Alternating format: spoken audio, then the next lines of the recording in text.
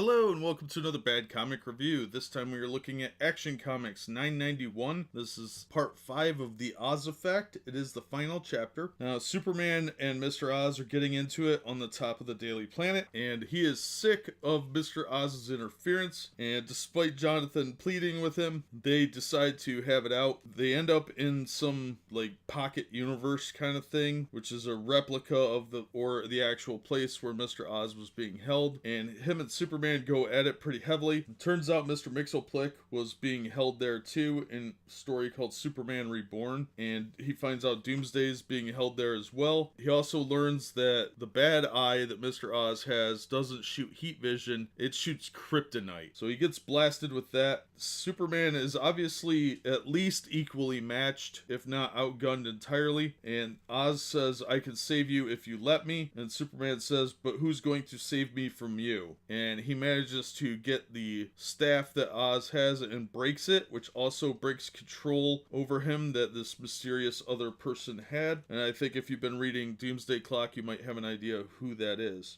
But the fact that the staff is broken means that not only is the control broken, but the kryptonite that's lodged in his skull is also going to kill him now. That staff was what was preventing it from injuring him further. But Mr. Oz realizes that what he's done was wrong, and that he in fact is not the person that he was thinking he was while he was on Earth. It was all the influence of this other person. Then there is some dialogue with Superman talking to someone and a flash of blue light, and he finds himself in the Fortress of Solitude. And he has to explain what's going on to Lois and Jonathan before going back to work, inspiring hope in people. This was actually a good issue. This is written by Dan Jurgens, who did the story and breakdowns. Victor Bogdanovich is still on pencils. I don't know why, it's awful. Bogdanovich, Trevor Scott, and Scott Hanna did inks. Mike Spencer on color. Rob Lay on letters. And the editor was Paul Kaminsky and Mike Cotton were the editors. And this was definitely a significantly better issue than most of the previous ones. It actually wraps everything up pretty nicely and really brings the storyline together a lot better with a lot less of the heavy-handed moral nonsense that was being forced down our throats in previous issues. So I like this one a lot better. I would definitely recommend this, especially if you can find it cheap. I don't think this storyline's worth much right now, so you could probably find it for $2 or $3. For $2, it's definitely worth it. Anything above that, I would say, is probably overpriced because most of the story was not very good, but the last issue was definitely probably the best part of the story. I still hate Bogdanovich's art style. I think it's lazy and it just looks rushed. So like I said, I'll recommend it, but that is about as far as I can go with it. It's not a strong recommendation. It's just, if you're gonna read the storyline, obviously you'll want the last issue, but I would just read the first and last issue and you'll get kind of an idea. Maybe the second part, the first part, second part, and final part, and you'll have a good idea what's going on. That's just my opinion, and that'll do it for me. As always, thank you so much for listening and supporting the channel. If you liked the video, please hit the like button and consider subscribing so you don't miss any future episodes, and we hope to see you on the next one.